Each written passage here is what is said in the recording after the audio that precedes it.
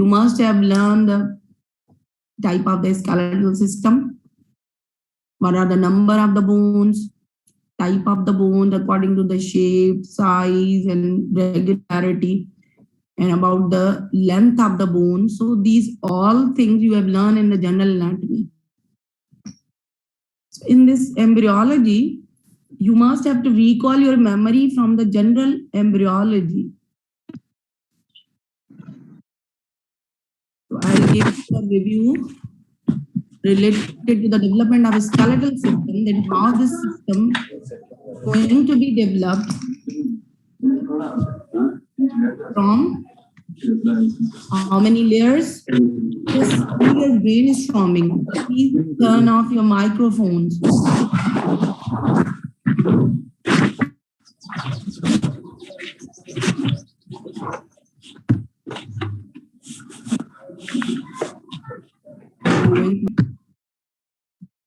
So development of a skeletal system. There are few learning objectives on which you have to focus. At the conclusion of this lecture, you should be able to enlist the different sources of origin of the skeletal system, which we have already talked about it. Recall your knowledge from your general embryology, that what are the source of origin of skeletal system. Just think about the 3 germ layers and then define the embryonic connective tissue. What is embryonic connective tissue? This is most commonly asked question, that what is embryonic connective tissue?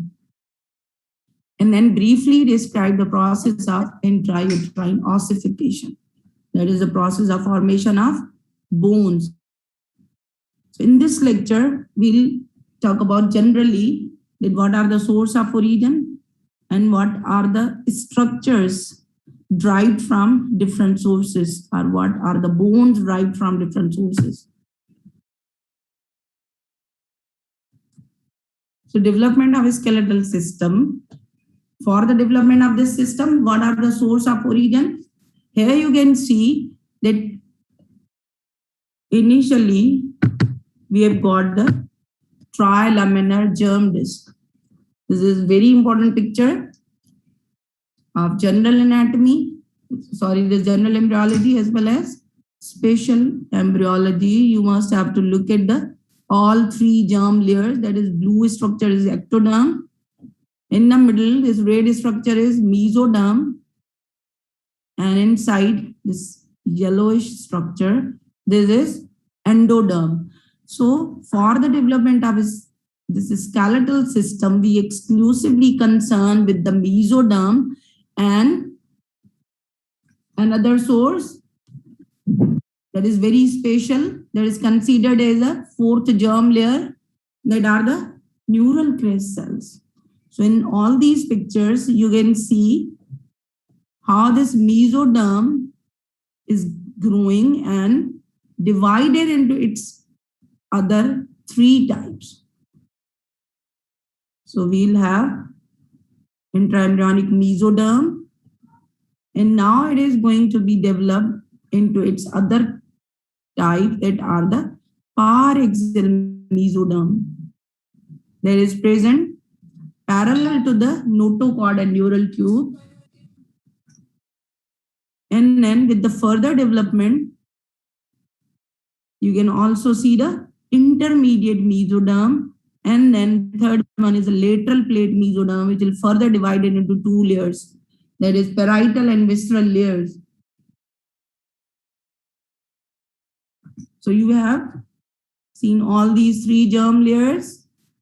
Concentrate on the mesoderm, that will further divide it into 3, that is paraxial, intermediate, and lateral plate mesoderm. So the role of paraxial and lateral plate mesoderm is very important for the development of a skeletal system, and there is also very important contribution of neural crest cells. But are getting my point? Is that clear? So the development of skeletal system consists of the contribution of three sources. There is paraxial mesoderm, lateral plate mesoderm, and neural crest cells.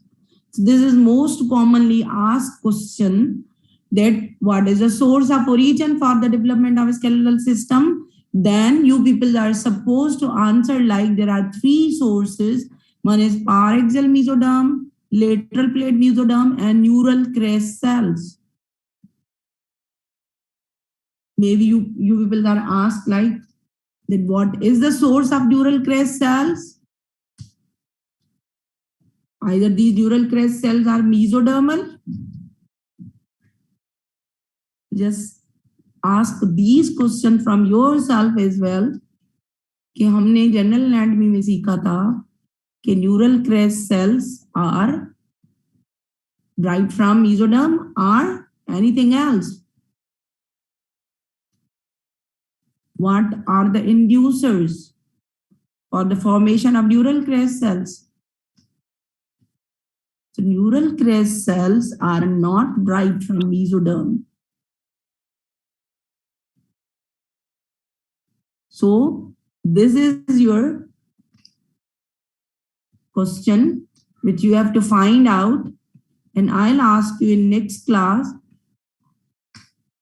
that what is the source of neural crest cells, how the neural crest cells are formed. Clear? So there are two sources from the mesoderm, and neural crest cells is another source for the development of a skeletal system. In this picture, you can see this purplish blue structure. This is overlying ectoderm in the bar of the tissues bilaterally present to the neural tube. This yellowish structure is a neural tube. Bilateral to the neural tube, you can see the neural crest cells, and then this whole is mesoderm giving rise the different components for the development of a skeletal system. There is paraxial mesoderm is actually differentiating into the somites. So these are the segmented parts of the paraxial mesoderm, which will further differentiate it into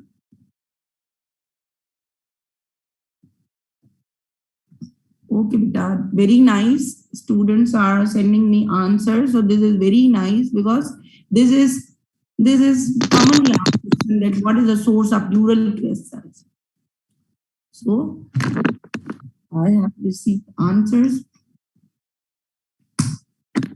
So this is a picture showing you the paraxial mesoderm. Obviously, this one is lateral plate mesoderm with its two layers and a neural crest cell. So source of origin are three, two from the mesoderm and one from neural crest cells.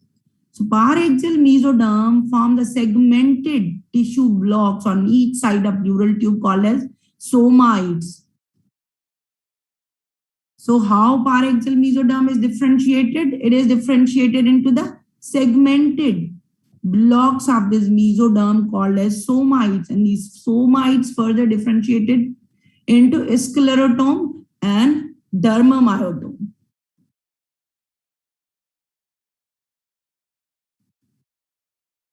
And at the level of the head region, these somites will merge with the general mesenchyme, and then you cannot see these bar of the tissues. You can see the mixing of this mesoderm with the mesenchyme. So here we'll say that these are the somatomeres in the head regions. So these somites will divide it into two parts. One is ventromedial, another is dorsolateral. In this picture, you can see two parts of somite. This is the somite. It is differentiating into the ventral and the dorsal parts.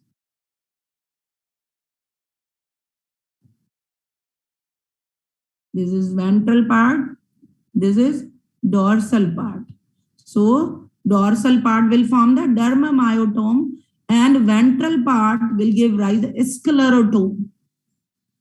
In this picture, you can see the neural tube and differentiation of this somite into sclerotome and dermomyotome. So the arrangement of these parts will changes as you can see the segmentation of this somites. So what you have learned that the source of origin for the development of a skeletal system, that is paraxial mesoderm, lateral plate mesoderm, because intermediate mesoderm is designed to develop which system? That is urogenital system. So the contribution for the development of a skeletal system is from paraxial and lateral plate mesoderm.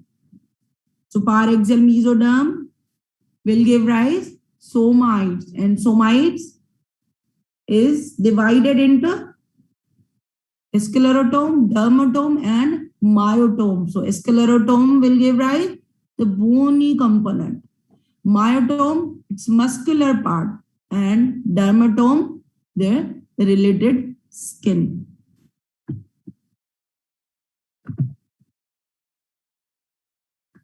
Now we have learned the source of origin, and then what is the location of all these structures, that is paraxial mesoderm, somites.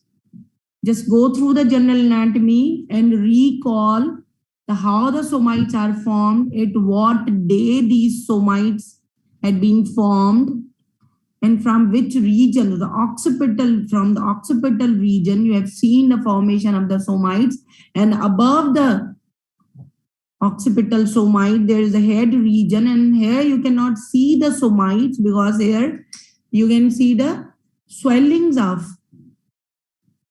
this most upper portion of neural tube to form the brain vesicles. So we don't need to have the vertebral canal over here. So the somites start to disperse above the occipital region to form the somatomeres. So yes, this is your homework. Just go through the general anatomy and recall the somites, that at what day somites has been appeared, and at what day and how many pairs. Now, what is embryonic connective tissue? So embryonic connective tissue is also called as mesenchyme.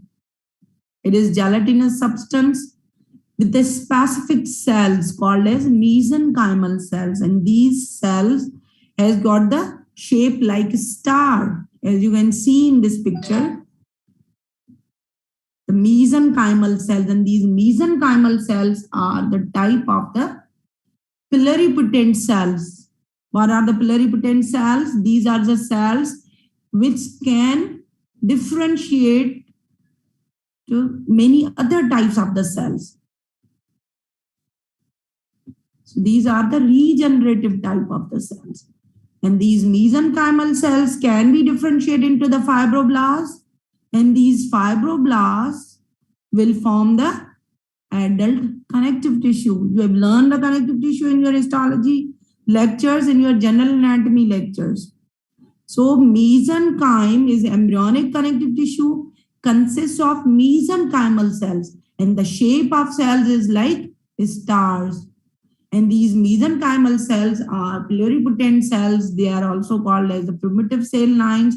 They can give rise any type of the cells in the body. So more specifically, they can differentiate into the fibroblast to form the adult connective tissue.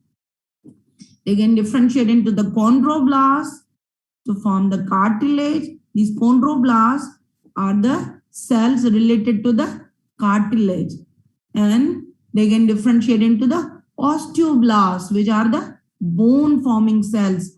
So as you all people know that what are the components of a skeletal system? Obviously the cartilage and bone. And this cartilage and bone will also form the articular system as well, which consists of mainly the joints.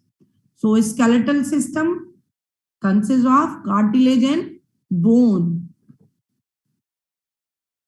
In this picture, you can see the transformation of mesenchymal cells into the other type of the cells like fibrocytes, fibroblasts, chondrocytes, from the chondroblast, osteocytes from osteoblasts, and many other cells. We'll talk about the blood.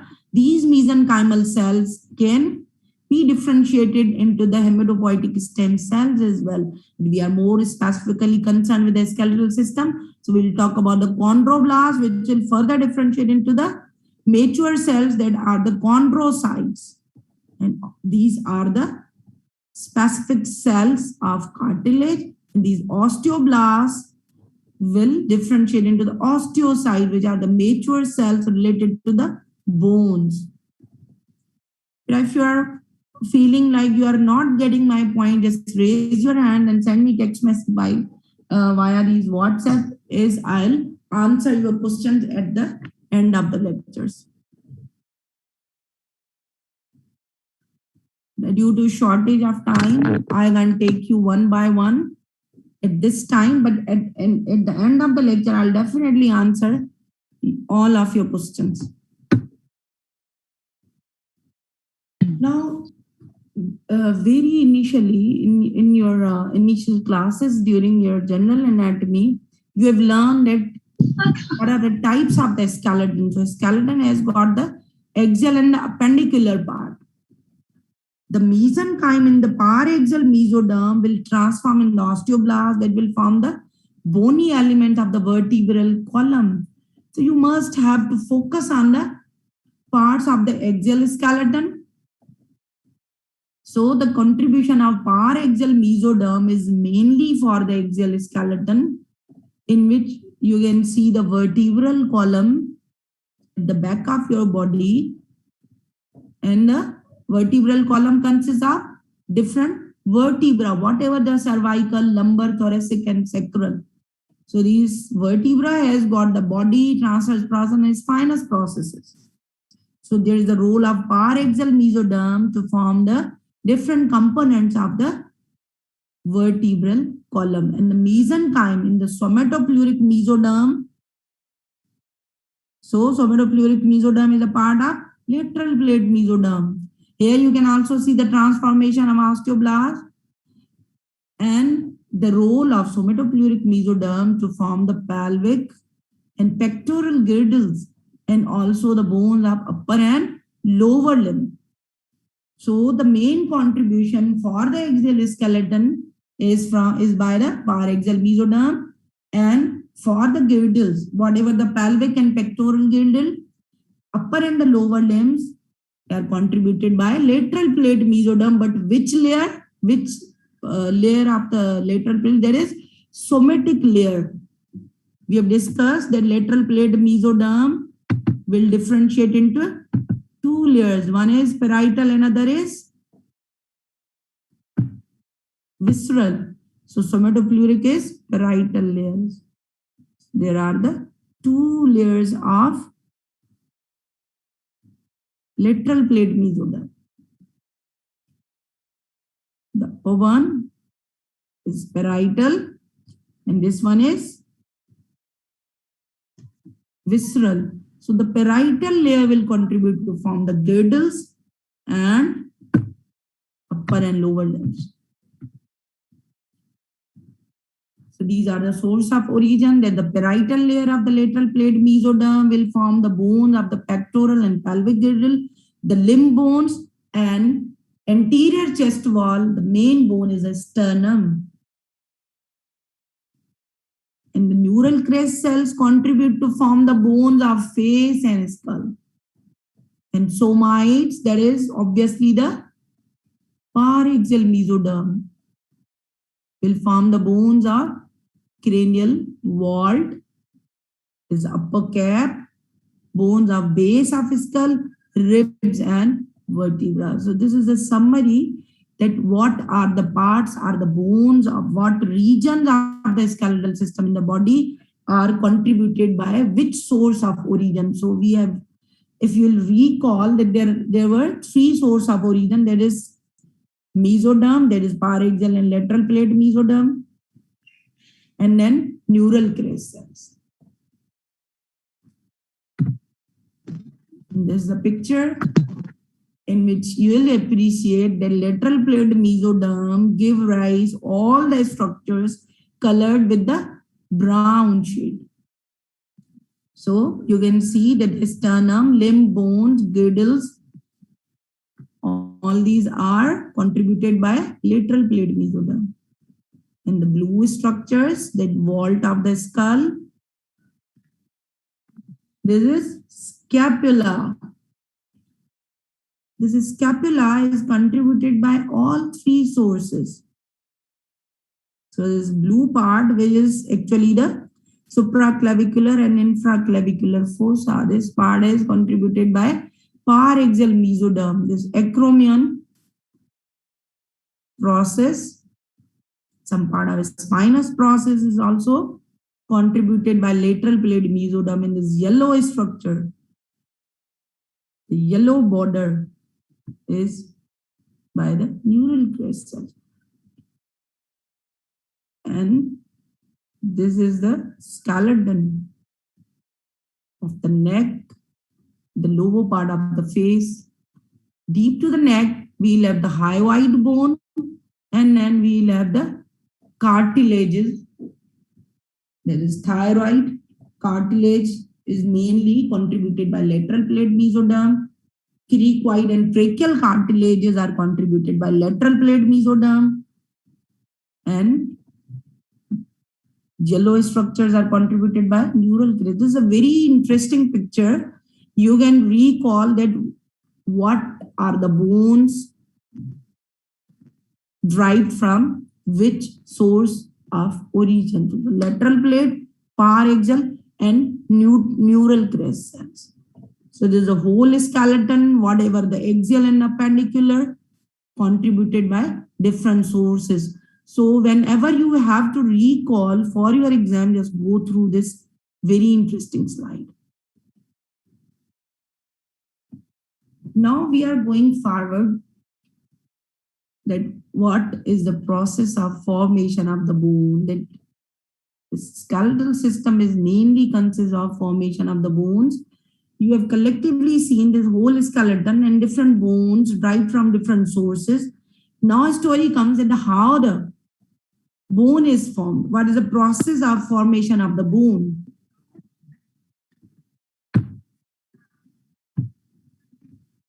So the process of formation of bone is known as ossification.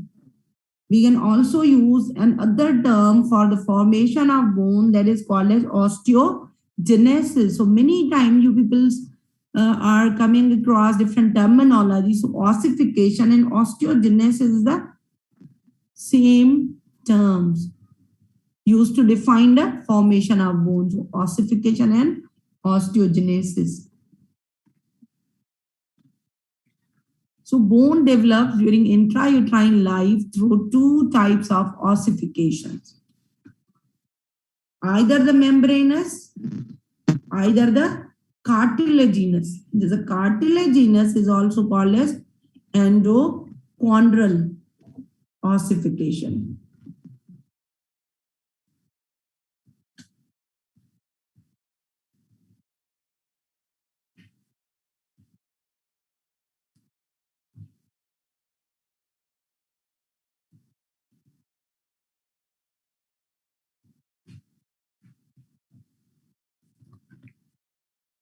So membranous type, you can see the transformation of mesenchymal tissue directly into the bone. And this type of the ossification you can see in the flayed bone of the skull. And there is also an example of long bone which has got the membranous ossification. So what is the example of long bone which is not derived from endochondral ossification? Because all the long bones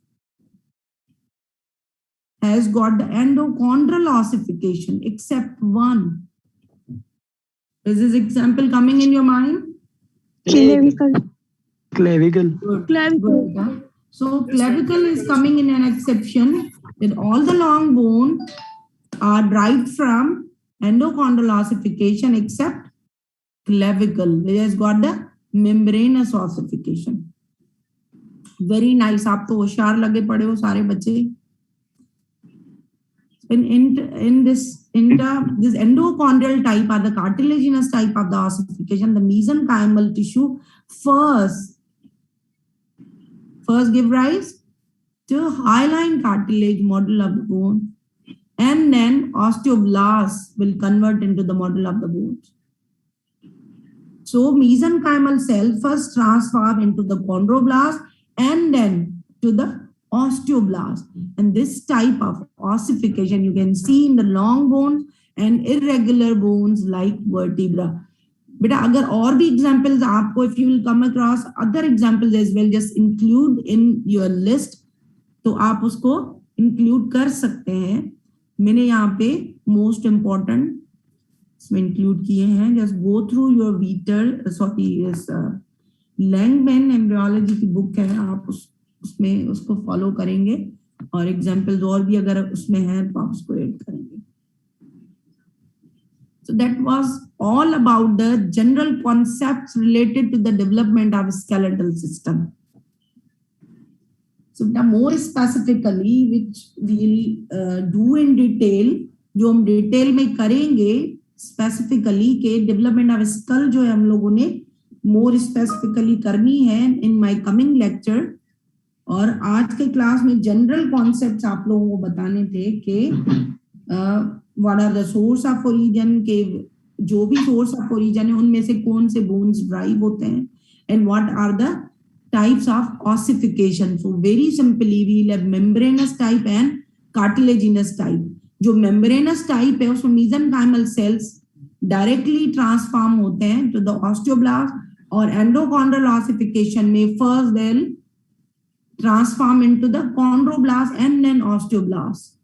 And these osteoblasts are the precursor cells for the formation of bones. और आपने general anatomy में सीखा होगा कि what are the centers of ossification, what are the primary centers of ossifications and secondary centers of ossifications, कब appear होते हैं primary centers, कब appear होते हैं secondary centers, and all these questions are related to your general anatomy और थोड़ा सा embryology में भी. तो embryology में आप लोगों को आना चाहिए कि कौन से bones drive होते हैं through this membranous ossification और कौन से bones through the endochondral or cartilaginous type of ossification.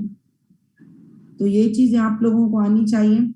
और नेक्स्ट क्लास में हम लोग करेंगे, अगर if you want me to start the development of skull in this class then just let me know. अगर आप कहते हैं तो मैं अभी भी आप लोगों को शुरू करा सकती हूँ.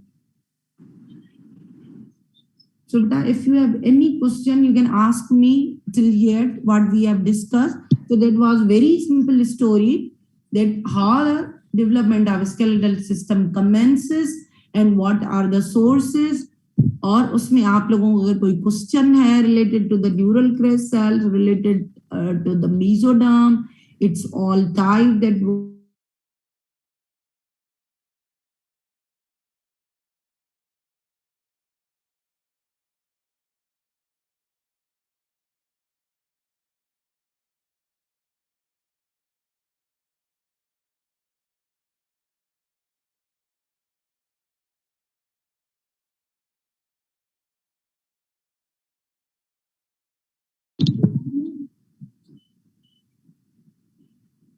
because just to go ahead, आगे चलने से पहले we must have to make out a foundation. और हमने तो हमेशा जब भी हम लोग कुछ भी पढ़ेंगे related to the anatomy, whatever the embryology, whatever the histology, whatever the gross anatomy, we must have to take help from general concepts. So हमारे पास especially जो भी आपकी जनरल एनाटमी थी वो पहले हम लोगों ने आप लोगों को कराई. तो जब भी आप स्पेशल यानी कि ग्रॉस एनाटमी करेंगे तो आप लोग रिकॉल करेंगे your knowledge from your general anatomy. If we learn the special embryology we will recall the memory from our concept from general embryology. जब आप हिस्टोलॉजी पढ़ेंगे सिस्टमिक तो आप रिकॉल करेंगे. It's mandatory to recall the knowledge from your general concept जो हमारे chapters हैं general astrology के, तो आप उसको रिकॉल करेंगे। स्पेशल एम्ब्रियोलॉजी पढ़ेंगे तो जनरल एम्ब्रियोलॉजी के कॉन्सेप्ट्स को लेकर चलेंगे तो हमें समझ आएगा। ये तो जनरल एनाटॉमी में पढ़ा था आप लोगों ने। Vertebral column, ribs vertebral sternum. बेटा स्कल को क्यों नहीं आपने इंक्लूड किया? स्टर्नम बेटा स्कल आएगा। Vertebral column. ओके, तो first skull, vertebral column, facial bone, ribs, sternum. So in our next classes, we'll start from the skull and then other topics. So ये सारे जो topics हम करेंगे, we'll again recall that what is the main source of origin for the development of skull, for the development of vertebral column, for the development of ribs. उसके बाद end में आएंगे limbs भी, जो कि है part of appendicular skeleton. Upper limb, lower limb and their differences. तो बेटा it's better to, आप लोगों को यहाँ तक समझ आया? तो मैं थोड़ा सा इसका ओवरव्यू दूं आप लोगों को, या इतना बहुत है? इतना बहुत है। It's up to you that what you people want, कि अगर आप लोगों को इतना काफी है तो we'll do the next class. Okay, so many students have recalled their memory that at what day these somites had been appeared and how many pairs occipital somites कितने होते हैं. Very nice. I am very happy with you people कि आप लोगों ने अच्छा recall किया है जनरल एम्ब्रियोलॉजी को. तो आप जो है वो, जिन बच्चों ने नहीं किया रिकॉल तो वो भी कर लें, और we'll go ahead with the knowledge from your general embryology. Okay, beta, so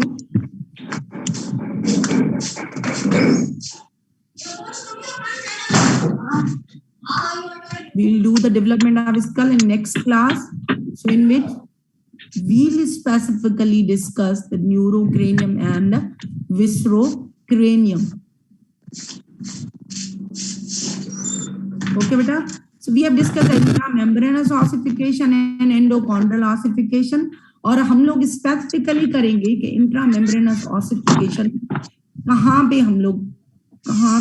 हमें मतलब contribute करेगी as far as your development of skull is concerned. Clear beta? Because there is a membranous and cartilaginous contribution for the skull. So we'll continue with the next lectures inshallah next week. So take care of yourself. See you next time. अभी time तो है लेकिन next जो है वो पूरा नहीं होगा. ये आपका नेक्स्ट वीक का लेक्चर है. ओके बेटा, सी यू नेक्स्ट टाइम. अल्लाह हाफिज. I will definitely share this PPT with you peoples.